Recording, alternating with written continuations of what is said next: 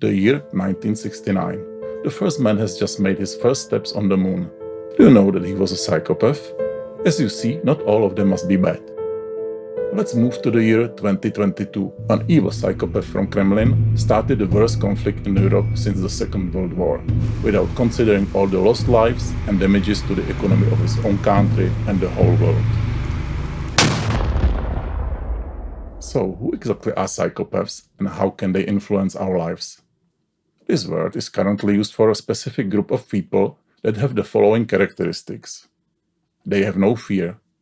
They are missing a proper connection between the primary fear center in the amygdala and the prefrontal cortex responsible for emotions. That's why they can be perceived as bold or even heroes. But it is not courage, it's just a lack of fear. They have no empathy and no emotional life. They can pretend some emotions but really have almost none. They are pathological liars. That means they are also excellent manipulators. They have no conscience. They do not regret anything they did. They do not feel sorry. They are usually narcissists.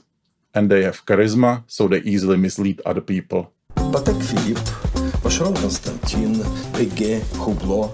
Знаете, кстати, кто такие носит? А кто? Путин. Путин Хубло? Да. Но вам я советую вот эти. Их в мире всего 4 пары. Согласны? Подумайте. Хорошо. It's estimated that about 1 person out of 100 is a psychopath. So you could meet one in your job, neighborhood, or even family. But of course, the level of psychopathy varies. Some people may have only slight deviations and have them under control. As a result, they can be beneficial for society. They are successful in professions like surgeons, firefighters, paramedics, astronauts, bomb disposal experts, salesmen, journalists, etc. On the other hand, violent psychopaths with low IQ are likely to end up in prison. Unfortunately, violent psychopaths with high IQ may live a seemingly ordinary life, but do a lot of damage. They always tend to get high in any hierarchy, as they crave for power.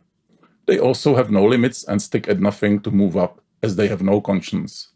That's why so many of them are in politics, governments of all countries, and management of many companies, especially big corporations.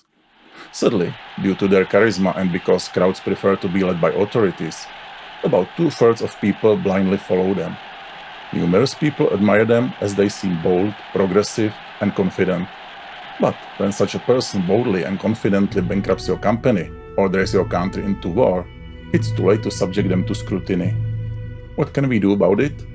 Generally, the only effective measure against psychopaths in politics is show them the power and make no compromises, as they immediately recognize it as your weakness. If that doesn't help, it may be challenging to get rid of dictators or even democratically elected politicians or appointed top managers. Sometimes, courageous ordinary people decide to act and replace such a person with someone better. But often, other psychopaths take over as they have no fear of that person. The outcome can be better, but can be even worse.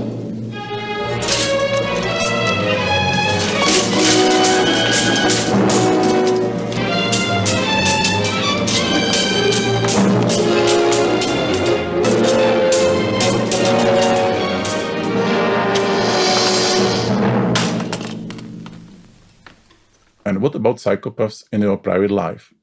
It's important to recognize them and deal with them appropriately. Please realize that they are generally considered incurable. Also, they don't respond well to punishment, and you must expect that they will likely reoffend.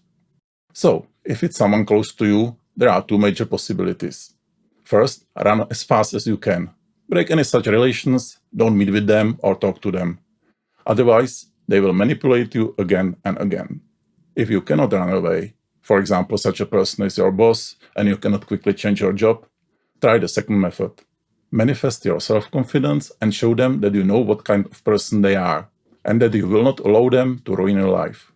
Use written communication or record the conversations. It's more difficult to manipulate when they know you have evidence about it. This either helps to some extent, or you will have to use the first method anyway. One last note. Please don't label every problematic friend or colleague as a psychopath. Everyone has some flaws, and most people are willing to do something about them if you choose the right approach. Thank you. If both of you have some empathy for each other, Probably none of you is a psychopath.